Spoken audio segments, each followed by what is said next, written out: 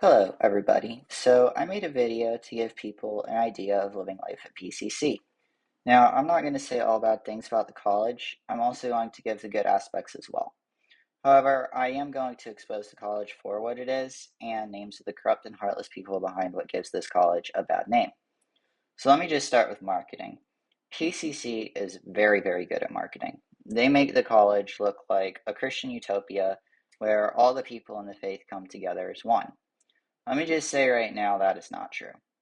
Keep in mind, this is informational only and not out of resentment. Although I am a little resentful because for a while they did screw up my life, but for the purposes of this video, I want you to keep in mind that these are facts, not opinions, and if I do give an opinion, I will state that beforehand. I am being completely impartial in my statements. Now, let me move on to what PCC really is. PCC is a cult. I'm not going to go into the whole bite model. However, if you are interested, look up the bite model and you will see it aligns with PCC quite a bit.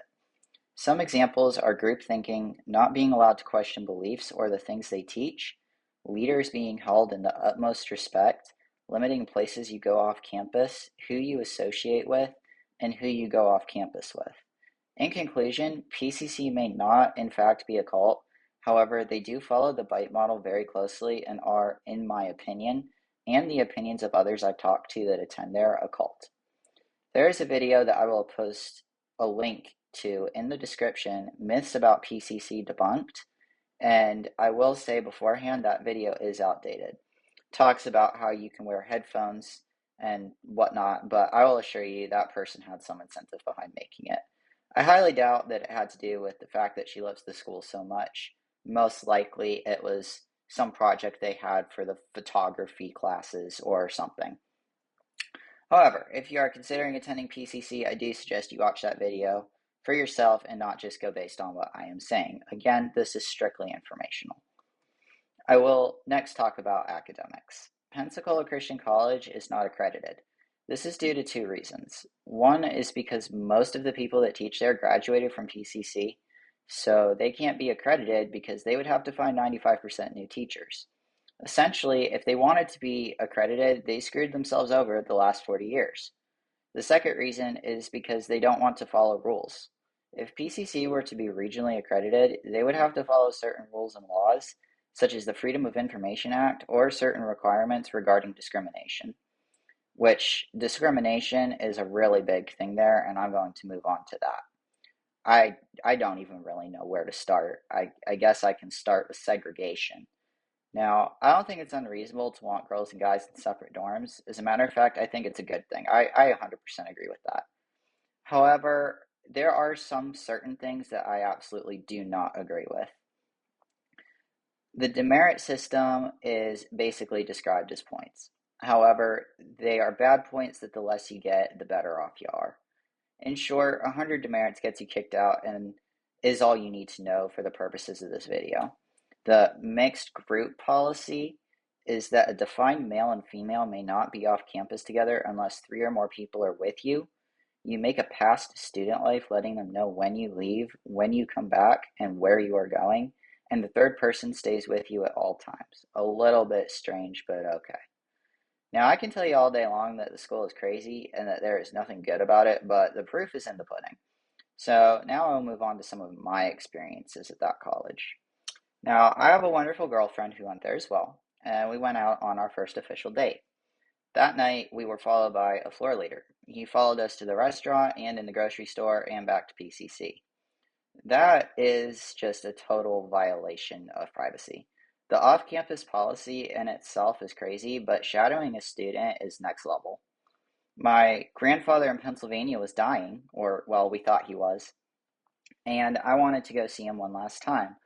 I talked to Bryson Doss in Student Life about it, and he said I could not leave the campus because fine arts, PCC's Christian theater shows, which is a required event, was in 2 days.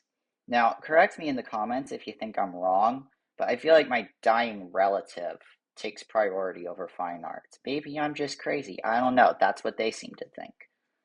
Another thing is campus church. Now, there were two things about campus church. Almost every sermon was about give us money or you're not in the will of God.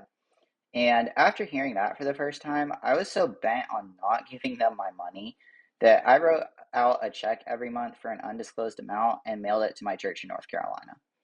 The second thing about campus church is that you are required to go to every service, meaning if you miss 4 services, you'll accumulate 100 demerits and be kicked from the college. There are several things I have to say about that. A relationship with God is a choice. You are doing nobody any favors by shoving it down their throat. A good way to get them to church would be to invite them through their student email or something. But as I said earlier, a relationship with God is a personal thing, and nobody can force it on anyone. To be honest, as someone who did have a relationship with God long before I came to PCC, being forced to go to their church actually drove me away from it. Now, I will say this about fine arts. Some of them were pretty cool to watch. I saw every one of them multiple times because I was part of the sound crew, and I will come to that later. One of my biggest issues about PCC, though, was the difference in how they treated men and women. Women watching this video, listen up. Let me start with the senseless dress code. Women, after 4:45 p.m. and all day Saturday, are allowed to wear shorts. Sweatpants are a no, jeans are a no, and they have to reach down to your knee when you are sitting down. Now, you may be thinking, why would the solution for modesty be to show more skin? It's a question a lot of people who attend the school ask. Let me answer that for you, sort of. PCC's official answer is that they don't want people wearing pants that are too tight. My counter to that is that shorts can be tight too, and you can't wear shorts that are too tight. So I don't really see how limiting the dress to shorts is a solution. Nobody at PCC really accepts that answer, so no one really does know. In an article posted online, a student writes that she got demerits for coming to class with wet hair. Earlier that week, another student wrote to Student Life stating that women with wet hair are a stumbling block for him, and PCC made a rule that women cannot leave the dorms with wet hair. PCC has this whole culture that women are the reasons for men's sexual desires. It is up to them to prevent men from acting on those desires, which I agree is true to a degree. I mean, if you're walking to class in a swimsuit, then maybe I can see their point. However, making a rule as silly as you can't come out of your dorm room with wet hair over a guy getting turned on by it is enabling him to be a pervert and not solving the real problem. So I will secondly go on to a personal thing of mine. I had a vaping addiction, just nicotine, no drugs or alcohol, and my roommate ratted me out. Surprisingly, they didn't kick me out or anything. That's in part because I denied everything and there was no proof. However, it came up during the meeting where they said I was being kicked out. So now let me get to the good stuff. February 26, 2023, we were formally removed from the college. The reason being that we went off campus to look at an apartment to rent because we were planning to withdraw within the week anyway. So we were kind of like, yeah, haha, joke's on you, we're leaving anyway. However, we weren't prepared to leave till Friday, and it was Tuesday. The fact that we were rushed kind of screwed with our plans a little.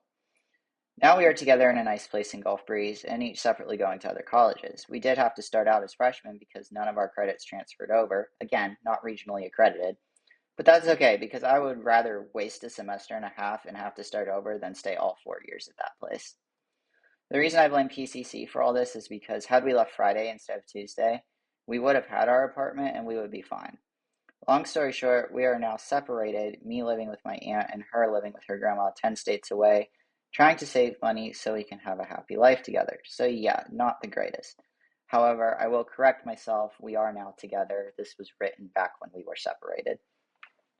Some other events at PCC I want to mention that haven't personally happened to me is the rape of Samantha Fields some years ago that she described in a post titled, God is Done With You, which details who did it and what happened, as well as the resulting consequences.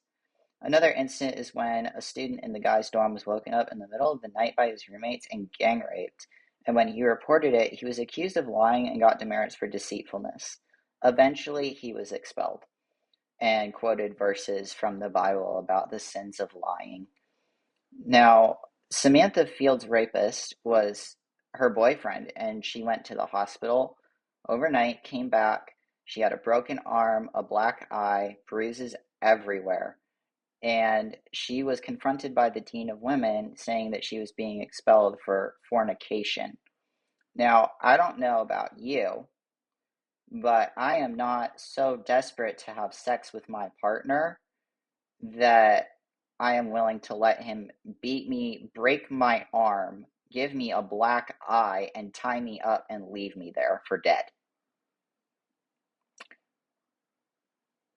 That's just really something. And, if you think that's bad, the guy who raped her graduated with honors and he's now a pastor. Why would PCC do this? Well, I'll tell you.